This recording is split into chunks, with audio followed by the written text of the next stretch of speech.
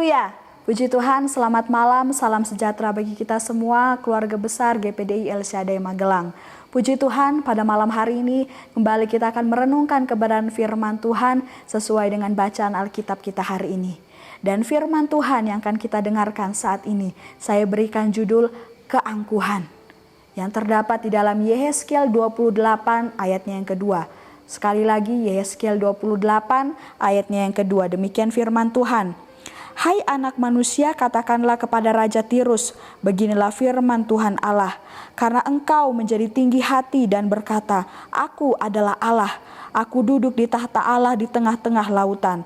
Padahal engkau adalah manusia, bukanlah Allah. Walau hatimu menempatkan diri sama dengan Allah. Puji Tuhan, Bapak Ibu saudara-saudari yang diberkati oleh Tuhan. Kalau kita melihat di dalam perikop ini merupakan firman Tuhan bagi Raja Tirus yang disampaikan oleh Yehezkiel. Dosa utama dari Raja Tirus adalah keangkuhannya. Bahkan rakyat yang dipimpinnya saat itu pun penuh dengan keangkuhan. Dan keangkuhan Raja Tirus yang terbesar adalah dia menyamakan dirinya sama seperti Tuhan. Sehingga Tuhan memperingatkan dia, menasehati dia melalui Nabi Yehezkiel. Supaya siapa tahu dia bisa sadar dan mengakui keangkuhannya.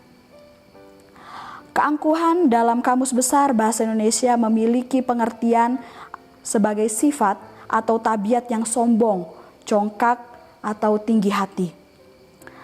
Kita sebagai orang yang percaya kepada Tuhan, orang yang benar-benar dikasihi Tuhan, pasti sudah mengetahui bahwa kecongkakan atau keangkuhan adalah hal yang sangat dibenci oleh Allah. Seperti yang dikatakan dalam Amsal 8 ayat 13. Di situ ditulis, takut akan Tuhan ialah membenci kejahatan. Aku benci kepada kesombongan, kecongkakan, tingkah laku yang jahat, dan mulut tipu muslihat. Dan di dalam Yakobus 4 ayat yang ke-6 firman Tuhan berkata, tetapi kasih karunia yang dianugerahkannya kepada kita lebih besar daripada itu. Karena itu ya katakan Allah menentang orang yang congkak tetapi mengasihani orang yang rendah hati. Dalam ayat-ayat yang sudah saya bacakan tadi, sudah sangat menjelaskan bahwa keangkuhan, kecongkakan atau kesombongan adalah hal yang sangat dibenci oleh Allah. Hal yang ditentang oleh Allah. Sehingga supaya kehidupan kita berkenan di hadapan Tuhan, jangan sampai ada keangkuhan itu dalam kehidupan kita. Di dalam ayat yang ketiga sampai ayat yang kelima, dikatakan bahwa memang Raja Tirus memiliki hikmat yang luar biasa. Dia memperoleh kekayaan yang banyak karena dia sangat pandai berdagang. Ini jugalah yang menjadi alasan keangkuhan di dalam kehidupan Raja Tirus. Tetapi tentang hal ini, sudah dikatakan dalam Yeremia 9 ayat 23. Beginilah firman Tuhan, janganlah orang bijaksana bermegah karena kebijaksanaannya, jangan orang kuat bermegah karena kekuatannya, janganlah orang kaya bermegah karena kekayaannya. Bermegah artinya membanggakan, tetapi inilah yang dilakukan oleh Raja Tirus. Dia kaya dan dia bangga akan kekayaannya, dia hebat, dia bangga akan kehebatannya, dia membanggakan dirinya sendiri. Padahal segala sesuatu yang ada di muka bumi berasal daripada Allah. Ada akibat dari sifat yang angkuh, sombong, congkak, atau tinggi hati. Seperti yang dialami oleh Raja Tirus. Di dalam ayat yang ke-7 dikatakan bahwa orang asing, yaitu bangsa yang paling ganas, melawan Raja Tirus dan kerajaannya. Kemudian di dalam ayatnya yang ke-8, di situ ditulis Raja Tirus akan mati terbunuh. Dan kemudian dalam ayat yang ke-19, Raja Tirus akan lenyap selamanya bersama dengan kerajaannya. Kemudian bahkan kalau kita melihat di dalam perikop selanjutnya, dituliskan nyanyian ratapan mengenai Raja Tirus akibat kehancuran yang dialaminya. Allah sendirilah yang menghukum Raja Tirus karena keangkuhannya. Selain keangkuhan, ada juga hal-hal lain yang dilakukan Raja Tirus yang membuat Allah menghukum dia. Di dalam ayat yang ke-15, Raja Tirus berlaku curang. Kemudian di dalam ayat yang ke-16 dikatakan bahwa Raja Tirus penuh dengan kekerasan dan berbuat dosa. Dan di dalam ayat 18 dikatakan bahwa Raja Tirus banyak kesalahan dan kecurangan dalam perdagangannya. Dia memang hebat dalam berdagang, tetapi dia juga melakukan kecurangan di dalam usaha yang dia kerjakan. Oleh sebab itu genaplah firman Tuhan yang terdapat di dalam Yesaya 2 ayat 12. Sebab Tuhan semesta alam menetapkan suatu hari untuk menghukum semua yang congkak dan angkuh, serta menghukum semua yang meninggikan diri supaya direndahkan. Dan inilah yang terjadi pada Raja Tirus. Tuhan merendahkan dia, Tuhan menghukum dia karena keangkuhannya. Dan sudah ada hari yang Allah tetapkan untuk menghukum orang-orang yang angkuh, congkak ataupun sombong.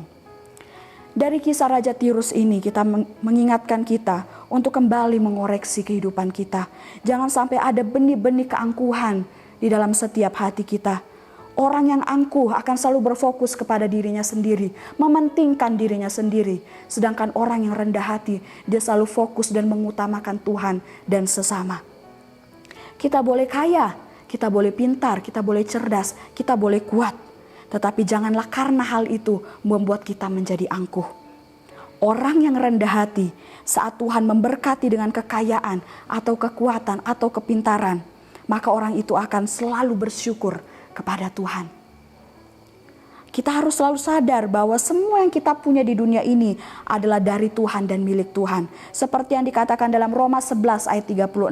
Sebab segala sesuatu adalah dari Dia dan oleh Dia dan kepada Dia. Bagi Dialah kemuliaan sampai selama-lamanya. Kemudian orang yang rendah hati saat dia diberikan kekayaan, diberikan kekuatan atau kepintaran atau hal-hal yang lainnya, dia akan tetap terus belajar dan terus berusaha. Dia akan terus mengembangkan kemampuannya. Dia tidak hanya cukup sampai batas pintar saja, tapi dia selalu mau belajar. Dia mau selalu terus berusaha. Dia tidak hanya bangga dengan kepintarannya, tapi dia mau melakukan yang lebih baik lagi. Dia mau terus berusaha. Saat Tuhan memberkati kita dengan kekuatan, kekayaan, kepintaran, artinya Tuhan punya tujuan memberikan itu bagi kita. Apa tujuannya? Kita harus tanya kepada Tuhan, apa yang Tuhan inginkan kita lakukan dengan apa yang Tuhan lengkapi dalam kehidupan kita. Contoh, selain saya gunakan untuk keperluan saya, berkat ini harus saya gunakan untuk apa lagi? Harus saya salurkan kepada siapa? Kemudian kalau misalnya kita memiliki kepintaran, kita memiliki kecerdasan, selain kita gunakan untuk meraih prestasi, harus kita kembangkan untuk apa lagi? Ataupun kalau kita masih kuat hingga saat ini, kita bisa terus bekerja. Apa yang bisa saya lakukan untuk sesama ataupun untuk pekerjaan Tuhan? Dan mari saat ini mulai kebenaran firman Tuhan, kita mau mengoreksi kehidupan kita. Jangan sampai ada keangkuhan dalam kehidupan kita. Terus jadi pribadi yang rendah hati, supaya kehidupan kita selalu berkenan di hadapan Tuhan. Puji Tuhan, Tuhan Yesus memberkati kita semua. Mari kita sama-sama berdoa. Terima kasih Yesus, terima kasih Bapa, kami bersyukur buat segala kebaikan-Mu. Bersyukur buat firman-Mu pada malam hari ini. Kiranya memberkati dan menguatkan kami. Dan jadikan kami selalu pribadi-pribadi yang rendah hati. Yang mau selalu mengutamakan Tuhan dalam kehidupan kami. Tuhan berkati seluruh sidang jemaat Tuhan yang ada. Supaya mereka tetap terus hidup di dalam kebenaran firman Tuhan. Terima kasih Yesus, terima kasih Bapa. Tuhan melindungi menyertai peristirahatan kami sepanjang malam hari ini. Kami terima firman Tuhan dengan penuh ucapan syukur. Dalam nama Tuhan Yesus. Haleluya. Amin.